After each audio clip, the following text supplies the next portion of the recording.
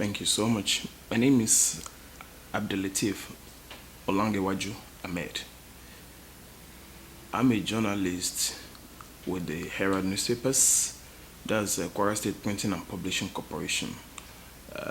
Employed some 15 years ago. Where I studied mass communication at diploma level, Kwara State College of Arabic and Islamic Legal Studies, affiliated to Bayero University, Kano, BUK. I came out in flying colors, and subsequently I went to the University of Lanre, and I finished from the Department of the Performing Art, after which I proceeded for my service, mandatory 1-year service of NYC, and after that I enrolled for masters at the University of Lanre. To the glory of God, it has been a wonderful journey, and in July 10th, 2021, I was elected as chairman Kwara State Council of Nigeria Union of Journalists. So I want to say it has been good, bad, and ugly. So it has been roller coaster in the last 2 years and few months that I have been able to lead the Kwara State Council of Nigeria Union of Journalists. Thank you very much for that. I'm a father. I'm married. I'm blessed with lovely kids. I don't want to, so with lovely kids, yes. Thank you so much.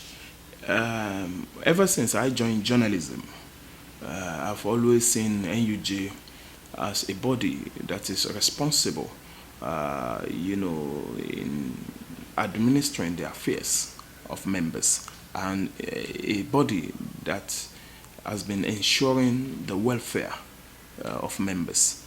The essence of unionism, as it were, is to ensure that interest of members is protected at all times. And I met NUJ that was strong, only that the problem largely with NUJ is poor funding, poor financing. In no matter what you intend to do, you cannot say you want to build castle in the air, but no matter the vision that you have for a union like this, there must be corresponding funding for you to be able to deliver on that mandate and vision that you have. Some of the things we promised when we came on board included, they say work without play makes Jack a dull boy. When we came on board, when we were coming on board, we promised that we want to resuscitate extra journalism activities. You have to play because we're in the creative industry, and it requires that we should be able to, embark on a lot of exercise. So many sporting facilities are there for us to exercise ourselves, and in Kwara NUJ we started with, of course, it is one of the legacies we made, and we believe that we have to sustain it. We also prioritize health of our members. We ensure that members, get, if we cannot give you money, we should be able to guarantee your health. And we started with health insurance. We collaborated with Kwara State Health Insurance Agency to ensure that we give members opportunity to be enrolled in health, to be insured health-wise. This we have done.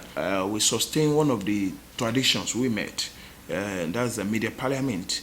And I think I want to believe that in the last 2 years we have had at least 15 media parliament in Kwara NUJ. that were since in the last 2 years that we came on board. It is unprecedented, it is unusual, because, and it took a lot of perseverance, it took a lot of endurance, it took a lot of patience on the part of would-be guests that we were inviting. And to the glory of God, we have seen the need to bring it. We are not just holding the media parliament for holding sake. We believe that it is a platform for us to engage public office holders, and it's not meant for public office holders alone.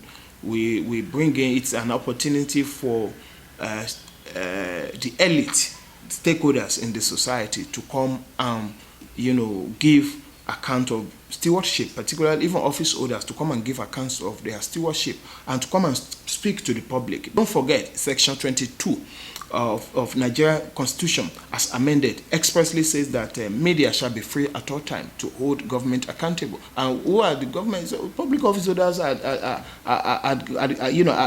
representatives or personify government. So we have to constantly engage them that how have you been able to justify the trust people and invested in you? We constantly also educate our members on the need to familiarize themselves with legal areas that will ensure that they will not run into turbulent waters when it comes to legal. So this we have done, and we have also ensured that seminars, workshops for our members from time to time. Thank you so much. Yes, advent of social media is a blessing and a curse simultaneously, particularly for the traditional media. Yes, it has. When I say it is a blessing, it has helped. Advent of media. The aspect of quick dissemination of information. It has helped instead of waiting for hours before your news can be aired on radio. You don't need to wait. The moment you have your news, it can always be, the moment you have data that will make you accessible to the internet, you can always use your social media platform to propagate whatever information that you want to, or to disseminate information you want to disseminate.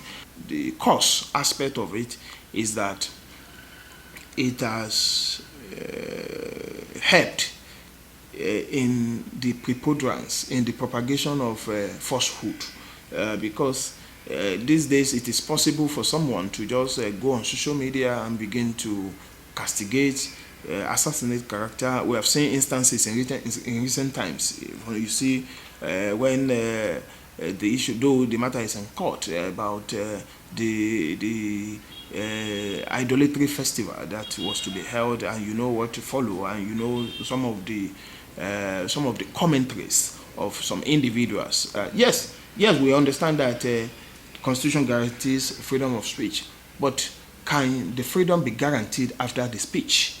That is a question mark. And we have seen people who have fallen victims of this issue of fake news, and it's not even about even the victims, or it's not even about the the source of the information. It's about the public itself, because such information that is fake is injurious, is harmful to the society. And for instance, if somebody just sit down somewhere in the comfort of his bedroom and says that some ethnic group in a particular state is killing or is maiming another ethnic group, and put such with unverified photograph on the internet, you know what will be the consequence. Don't be surprised that the ethnic group concerned will definitely want to retaliate or revenge, and you know the consequence. The chaos start, and everybody, and when you have a chaotic situation, you know what happens. So your security is not a matter of my security should be guaranteed. A situation whereby everybody is running helter-skelter. So when we're talking about security, don't be surprised, you may even be the first target. You may be killed. So in the process, so it is one of those things. I'm an advocate of regulation of social media.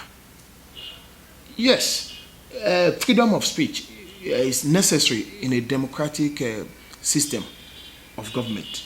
But we must also be cognizant of the implication of the effect or adverse effect of social media.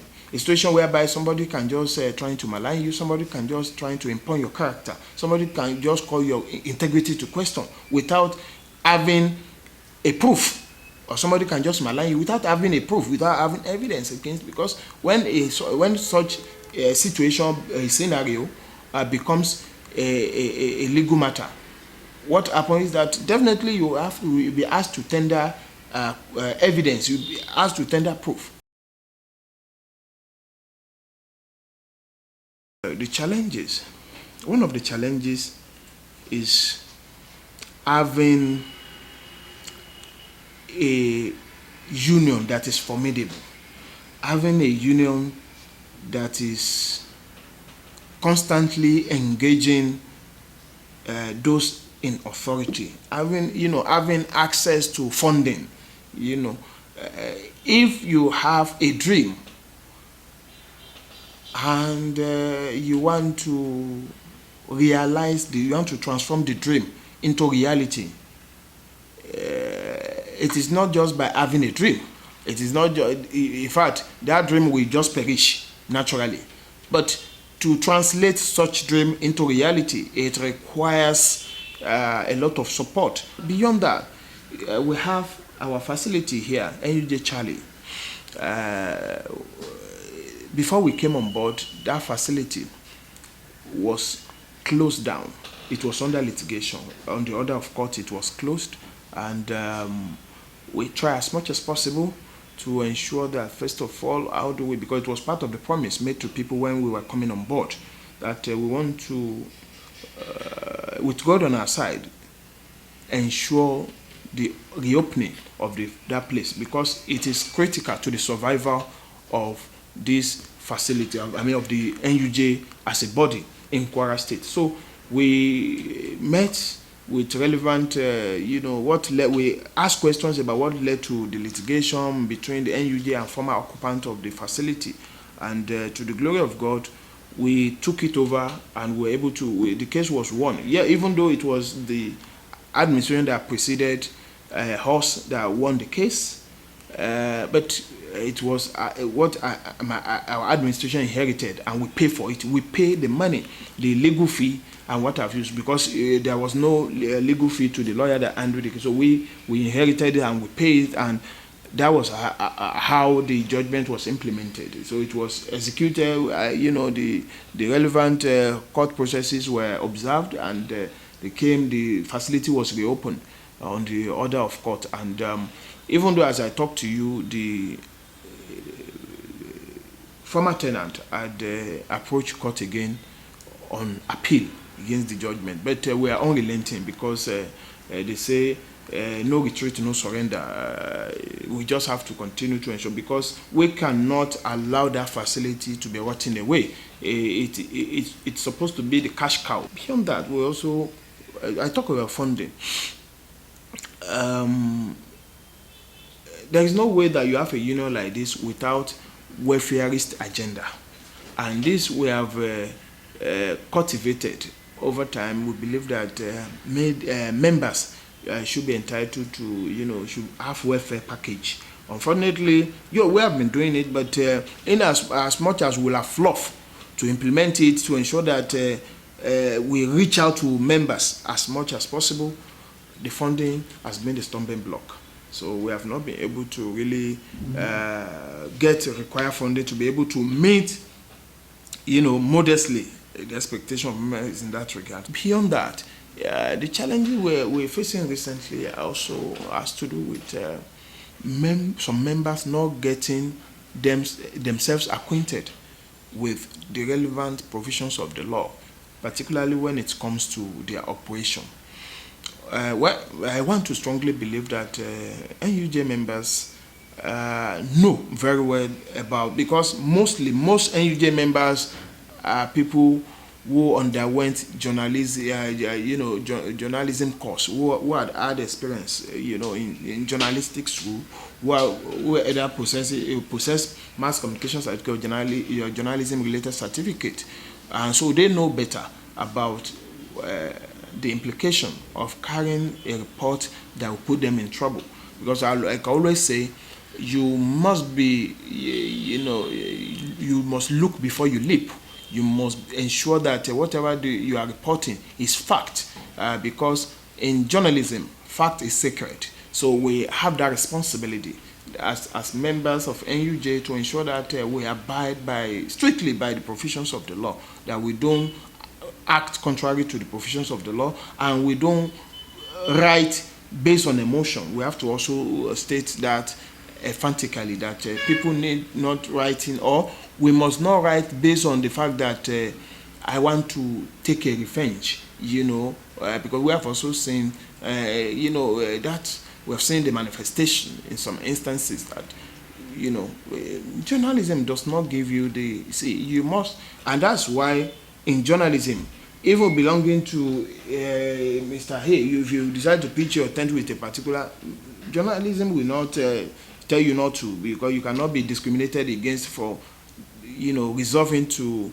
be in a particular group or to be among a particular group of people. But you must ensure that whatever you are writing that will put you in legal problem, you must ensure that you avoid them.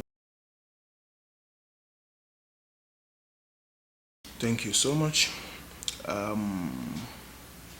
Well, I believe very strongly that the voting populace will be in better position to really do a thorough assessment of the performance of the present administration. But as far as I'm concerned, I'm a citizen of Kwara, and I also have a responsibility to also give my assessment of the performance of the present administration in Kwara State. Yes, I think the performance of the government endear them to the people of the state, particularly the voting populace, to return the incumbent governor for another term of 4 years. Yes, when you have a government in place, you cannot expect everything to be rosy. You cannot get all that you want, because there are so many things that are competing for attention. So you have whether road, you have health, you have water, you have transportation, you have a number of them, even commerce, even mining, and what have you. You have so many. And it is expected that government should deliver on those things that are, that require its attention. And I want to believe that, I can say that government has performed, but there is a need for improvement, because, like I always say, expectations of the people are overwhelmingly high.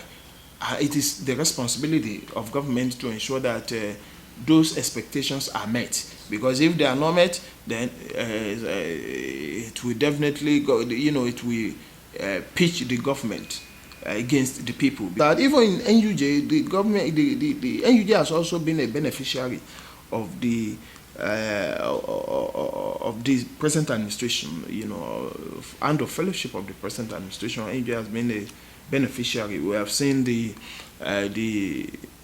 this place was almost collapsing. The facility, the administrative structure was almost collapsing, and government had to intervene. And the intervention is what we are talking about today. We thank Almighty God that that intervention has really helped in transforming the structure. And today we can boast of having a befitting secretariat, among NUJ councils across the country. Even presently, it's no longer news that Nigerians, Kwarans in particular, are experiencing hardship as a result of fuel subsidy removal.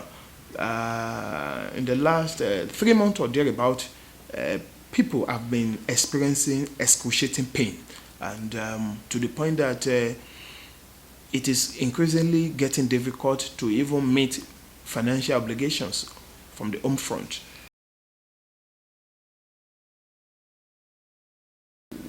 Working or work does not kill, it makes you strong. I believe that when you are working, as a writer, after you are done with a particular write-up, you must be thinking of what to do next, what to write next. And that has always been my principle over the years. That has been my guiding principle when as a journalist. When I'm not writing, I relax. I watch television, or sometimes I play table tennis, because I believe that no matter what, even if you love work, you must also engage in extra curricular and extra journalistic activities that will not, because if you continue to work, it may also be injurious to you, because you cannot be working every day. But so you must also have time to relax. So, but and I also take advantage of, when I'm not working, I take advantage to also relate with people, relax, and be talking with friends. We engage. So interact. I also engage in interactive session with friends when I'm not working. It's just to socialize. I socialize, but I'm not that social. I must say I'm not that social. I'm not a socialite, but I try to socialize in a bit. And part of socialization is taking time to play table tennis when it is necessary, just to cool off. So that is what we do when I'm not doing anything serious as far as journalistic voyage is concerned. My best meal, honestly, the way Nigeria has turned everybody now, I cannot even pinpoint that this is my best meal. But I think I love